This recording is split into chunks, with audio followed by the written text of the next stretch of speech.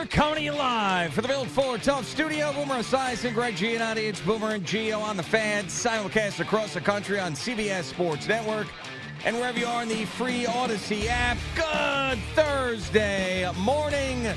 Tonight, we will see the New York Jets take on the New England Patriots in a much different way than we have seen these two teams play for the better part of 2 decades. The Jets being the favorite, the Jets having the great veteran quarterback, the New England Patriots being the team that is rebuilding, and it being a must-win for the New York Jets this early on in the season. You get some champagne for the Yankees for the first time, and hopefully it's one of many times for the Yankees. And hopefully you get some champagne as the Mets continue to win and do exactly what you said they needed to do, which was not lose another game to the Nationals before they go and take on the Philadelphia Phillies. You got Brandon Nimmo yelling at the Met fans, get in here. We need you. This is what you want is a pennant race. Let's pack this building. And I don't blame anybody for not going to a baseball game, but I do think Brandon Nimmo talking to the fans and Philadelphia coming in is going to make for a huge weekend at Citi Field. So things going pretty well around here. Good morning, Boomer. How are you? Yeah, I'm doing great, G. We're not used to all of this winning around here right now. We have to collect ourselves. We got to think about things. We got to put our best foot forward if we are the Met fans right now, because the Mets have put themselves in a great spot. Now they have 10 games left. This is the stretch run. This is it. This is where you finally have the rubber meeting the road. Yeah. As they say. It's metal meeting the meat. Metal meeting the meat. Nut cutting time. Nut cutting time. That's right. And you know what? Taking care of the Nationals the way they did last night, and Acuna hitting another home run. I mean, things couldn't be much better. What would be better if they got Lindor back for this particular series, we'll see. Yeah. We did get some news yesterday that Christian Scott's going to undergo Tommy John surgery, so he'll be gone for the 2025 season. But that sucks. You know, what I think about what's going on right now with the Mets, and like Nimmo gets involved last night, you know, all guys are starting to pick it up a little bit. And maybe that meeting had something to do with it. This team likes team meetings, and there have been 2 team meetings this year, and after both team meetings, the team has come out and played well. And I was thinking about this because they were 11 games under 500 on May 28th of this season. And we were all sitting here like, this is it. Trade Pete Alonso. What's going to happen? I certainly was. We all were. Done with them. The entire station was. Come on. Well, not everybody. Knows. But, I just not Jerry. No, Jerry, because Jerry thought that they were going to, get to over 500. Yeah. And it's turned out to be they're 84 and 68 right now, which is really amazing when you think about it. So they've played their way into contention. You know, if the playoffs started today, they would start at San Diego. It would be 3 games in San Diego on the 1st, 2nd, and 3rd of October. You sure about that? Yes.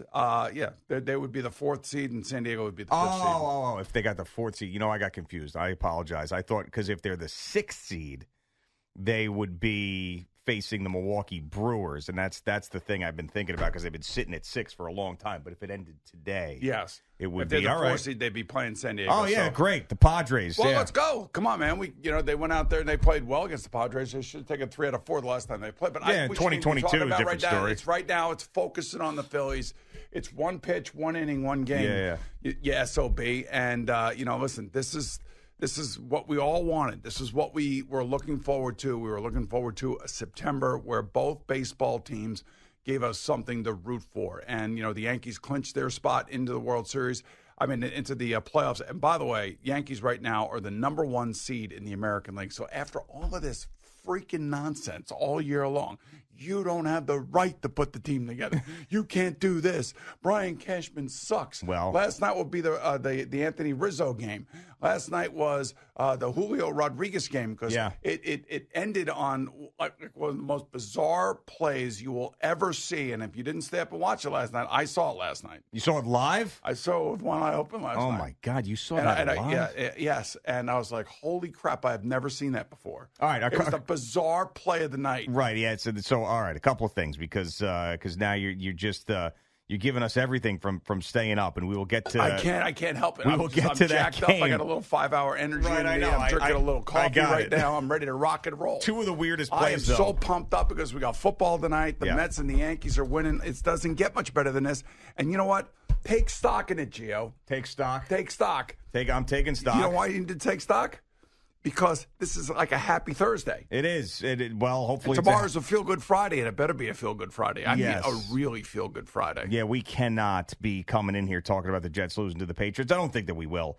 But, yeah, you're right. It should be a really big feel-good Friday. So what do you make about this? Because I do think it's interesting that it's gotten all the way to the players. It's one thing if we're having a discussion about it, or BT and Sal are talking to Howie Rose about it yesterday with the attendance and how come you haven't seen more of a crowd at Citi Field down the stretch because they're in this race. And then you get Brandon Nimmo after the game begging fans to come to the ballpark. Now, I do think that you're going to see much bigger crowds over the weekend for a number of reasons. I mean, one, it's the weekend. Two, it's the Philadelphia Phillies. Three, now you got Brandon Nimmo asking for fans to show up. But, I mean, I want to defend the Met fan a little bit in this regard because I think they're getting crushed for not coming to these games. You know, why we talk about things that really, I mean, at the end of the day. Because Brandon Nimmo talked about it yesterday. Brandon wants to play. I understand from a player's perspective. All right, so let's talk about the Julio Rodriguez bat thing. Go for it. Let's talk about that. That was so interesting. Look. Let's talk about that. I'm pointing out. I want to talk about what you want to talk about. No, you don't. You said, why are we talking about it? I'm just saying that's a distraction. We don't need distractions right now. Okay. What we need is focus. All right. And we need to be supremely focused on the task at hand, which is these games against the Phillies, which I think are going to be well attended. I really do. You know why? Because this is a playoff push. This is what we all were hoping for. This is one of our biggest rivals. They are the number one seed right now, or not the number one seed, but the number one in the NL East. And I'm just telling you right now is the moment in time for us Met fans to support the team. So I'm with Brandon Nimmo, but I think it's distracting. Maybe it's something for us as the fans to talk about.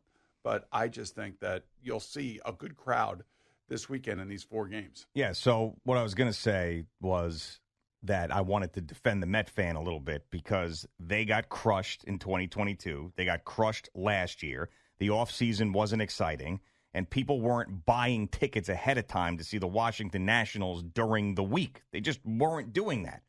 So you would think, all right, you're going to get a walk-up. Maybe you're going to get a lot of people because they're in the pennant race.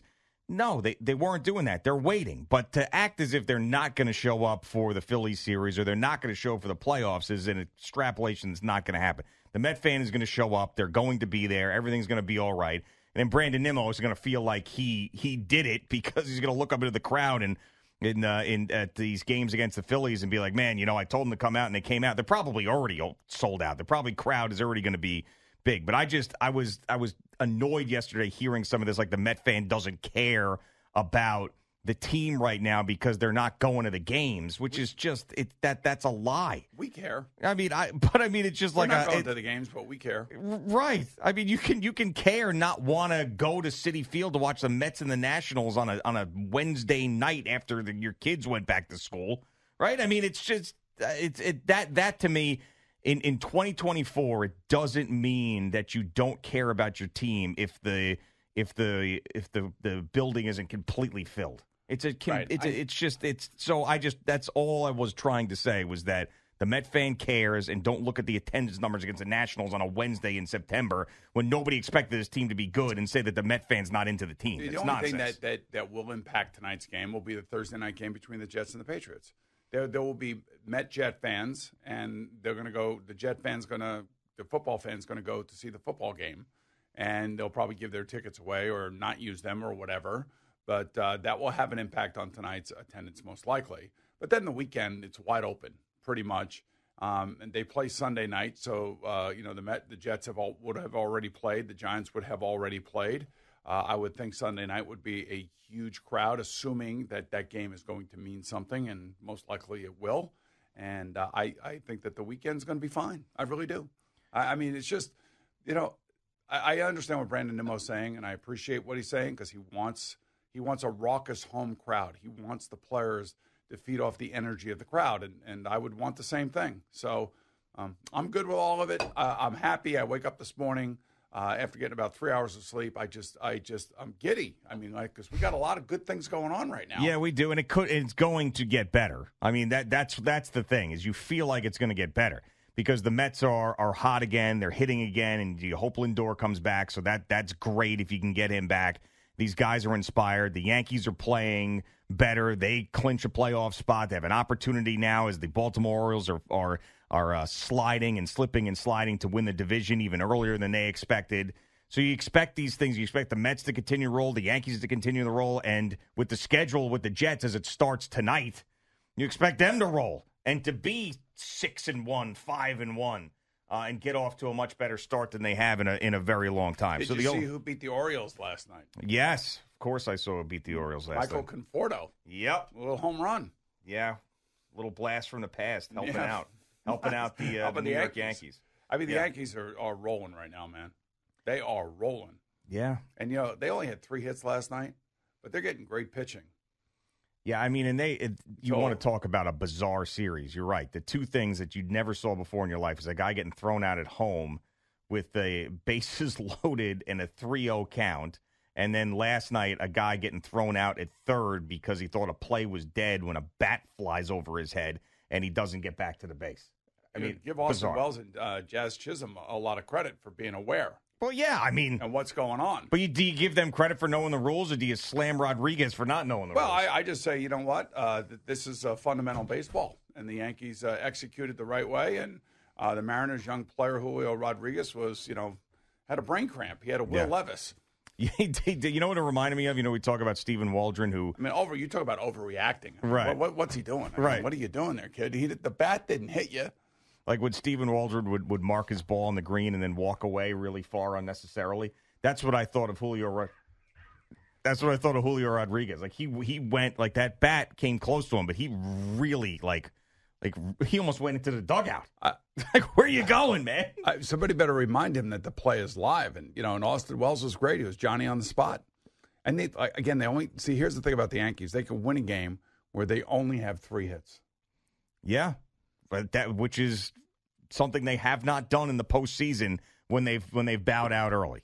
Play good, solid defense, get good pitching, and then timely plays like that. That's winning baseball, G. It is winning baseball. Timely plays, and you gotta love it. Who's the third base coach for the Seattle Mariners? Because that guy, if you want, third base coaches very rarely get opportunities to impact games. It's usually the windmill, let's go, or the stop. Well, that's all they do. That guy was standing over there, and he saw 2 of the most horrific plays. I know, this is what I'm saying. Seattle Mariner history, Al.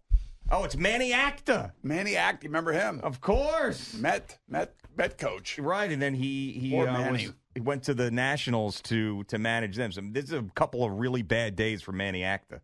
What happened? Where was Manny Acta on that play? Now that I think of it, I mean, he starts. He just like he's watching Julio Rodriguez go away, and then he's finally like, "Oh, get back!" I think he wasn't even thinking either, because in the initial reaction he wasn't yelling, so he's just standing there. I mean, when you are a third base coach, you got to know the rules, don't you? Don't you start yelling at your player. Where the hell are you going? Love, raise, shine.